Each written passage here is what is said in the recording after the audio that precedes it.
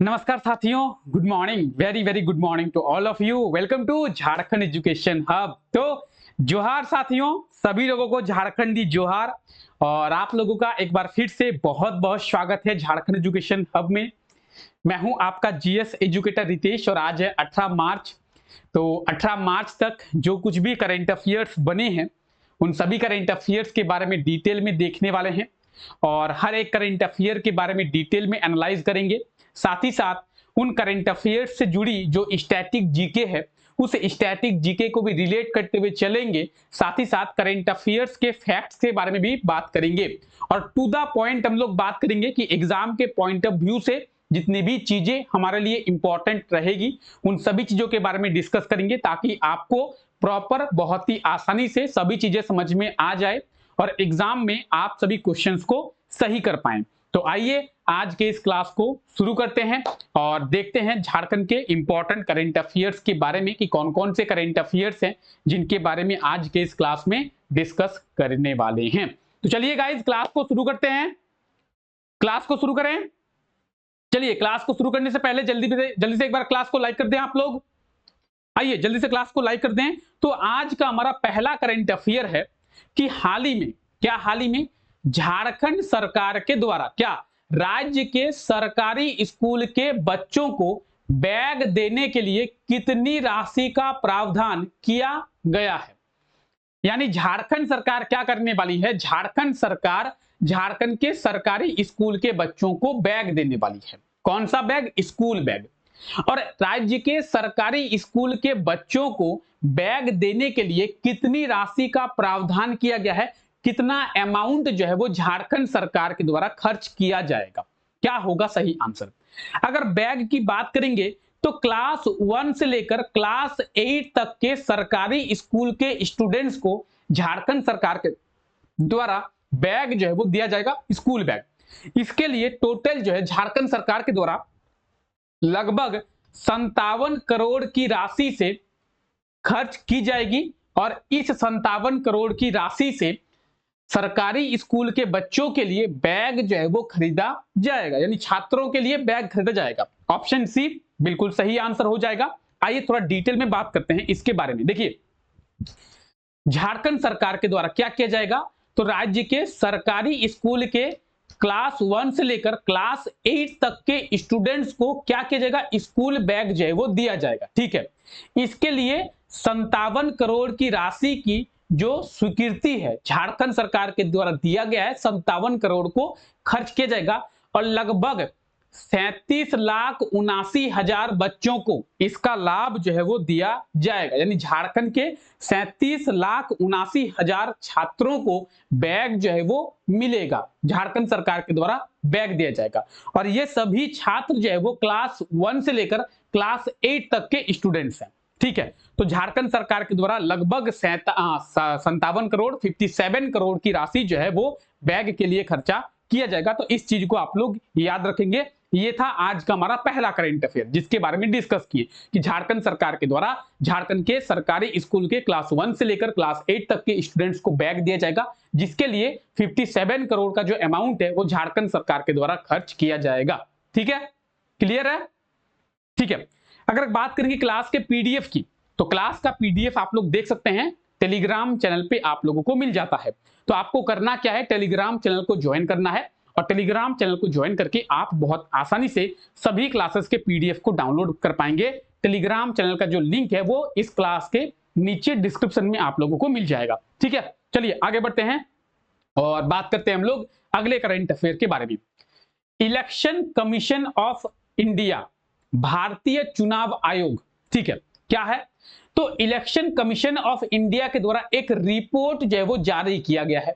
ठीक है, इस रिपोर्ट में पिछले 5 वर्षों में झारखंड में मतदाता की जो संख्या है वो कितनी बढ़ी है इसके बारे में कहा गया है। तो झारखंड में मतदाता यानी वोटर्स, जैसे हम लोग क्या है, मतदाता हैं, हम लोग वोटर्स हैं, हम लोग वोट देते हैं। तो झारखंड में पिछले 5 वर्षों में मतदाता की जो संख्या है वो कितनी बढ़ी है, इसकी रिपोर्ट जो है वो इलेक्शन कमीशन ऑफ इंडिया के द्वारा जारी किया गया है। तो झारखंड में मतदाताओं की संख्या कितनी बढ़ी है, झारखंड में पिछले 5 वर्षों में 31,54,000 मतदाताओं की संख्या जो है वो बढ़ी है।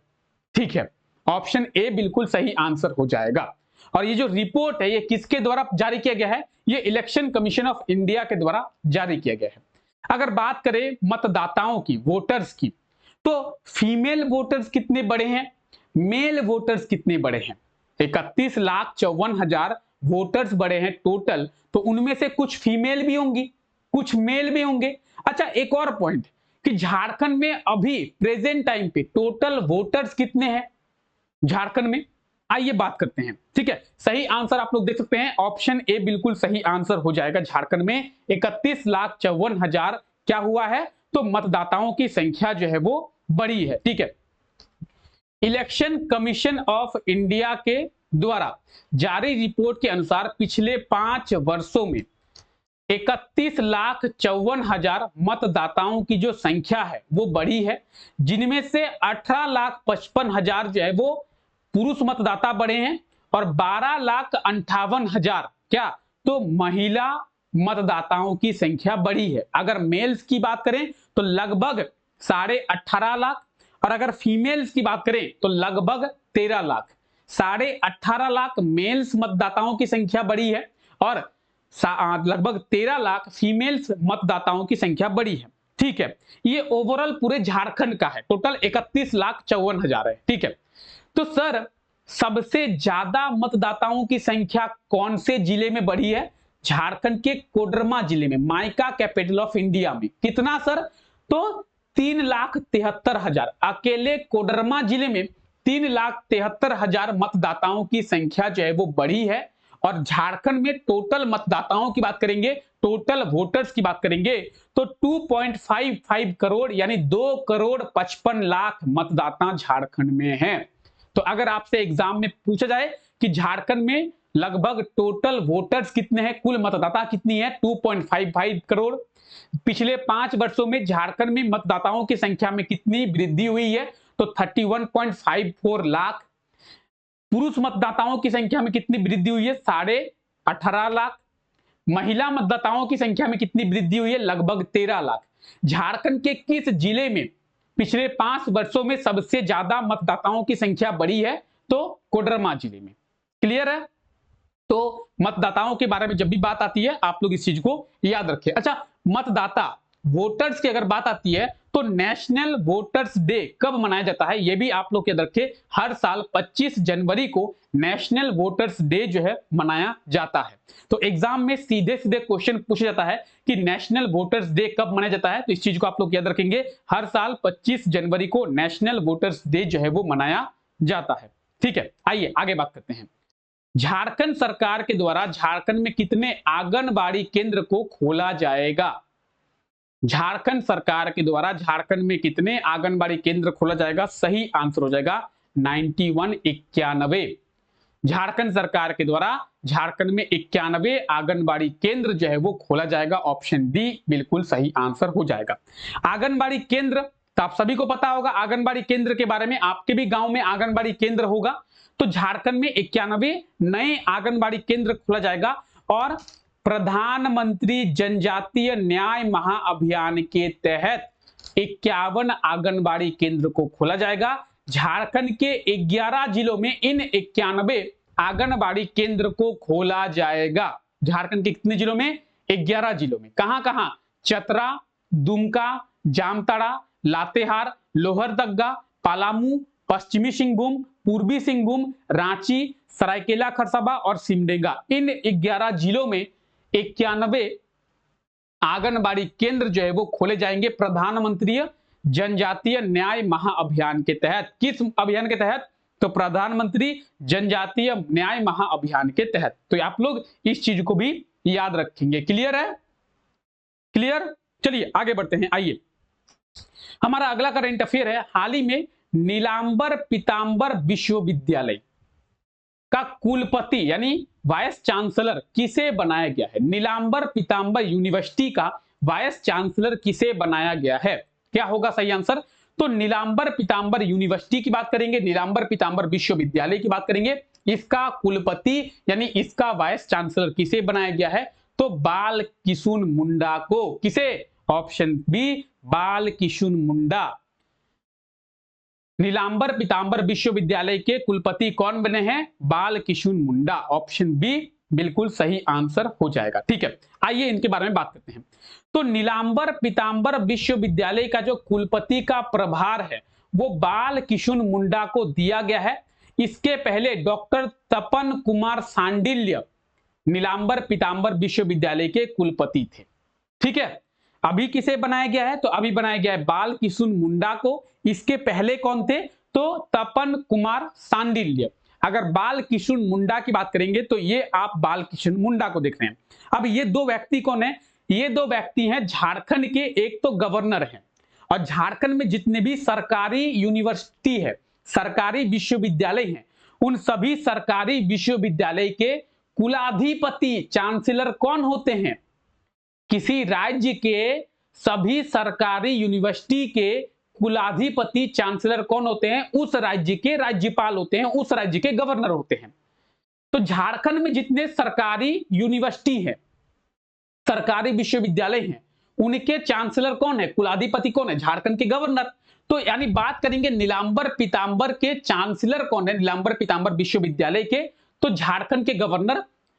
और झारखंड के गवर्नर कौन है? यह है सीपी राधाकृष्णन। यानी प्रेजेंट टाइम पे नीलांबर पीतांबर यूनिवर्सिटी के चांसलर कौन है? तो सीपी राधाकृष्णन। और उनके साथ आप किन्हें देख रहे हैं? उनके साथ देख रहे हैं बाल किशुन मुंडा। बाल किशुन मुंडा कौन है? तो नीलांबर पीतांबर विश्वविद्यालय के कुलपति हैं, वाइस चांसलर हैं। तो एक चांसलर हैं और एक वाइस चांसलर हैं। सीपी राधाकृष्णन नीलांबर पीतांबर विश्वविद्यालय के कुलाधिपति चांसलर, और बाल किशुन मुंडा नीलांबर पीतांबर विश्वविद्यालय के कौन? कुलपति यानी वाइस चांसलर। दोनों को आप लोग देख पा रहे हैं। अगर बात करेंगे नीलांबर पीतांबर विश्वविद्यालय की, तो आप यहां पे देख पाएंगे नीलांबर पीतांबर विश्वविद्यालय को, और राइट हैंड साइड कॉर्नर में जब आप देखेंगे तो आपको चांसलर और वाइस चांसलर दोनों के बारे में डिटेल में देखने को मिल जाएगा। दोनों का नाम आपको देखने को मिल जाएगा। राइट साइड कॉर्नर में आप जब फोकस करेंगे तो आपको चांसलर और वाइस चांसलर दोनों का नाम देखने को मिलेगा। ठीक है, याद रखिए इस चीज को। चलिए आगे बढ़ते हैं। बीआईटी मेसरा के द्वारा क्या हुआ है? बीआईटी मेसरा के द्वारा किस एजुकेशनल इंस्टीट्यूट के साथ जनजातीय और क्षेत्रीय भाषाओं के विकास के लिए एमओयू किया गया है? क्वेश्चन को पढ़ें। बीआईटी मेसरा जो कि रांची में है, और बीआईटी मेसरा के द्वारा किस एजुकेशनल इंस्टीट्यूट के साथ जनजातीय और क्षेत्रीय भाषाओं के विकास के लिए एमओयू किया गया है? तो एमओयू का मतलब क्या होता है? Memorandum of understanding. और किसके साथ किया गया है? तो ये किया गया है डॉक्टर श्यामा प्रसाद मुखर्जी यूनिवर्सिटी।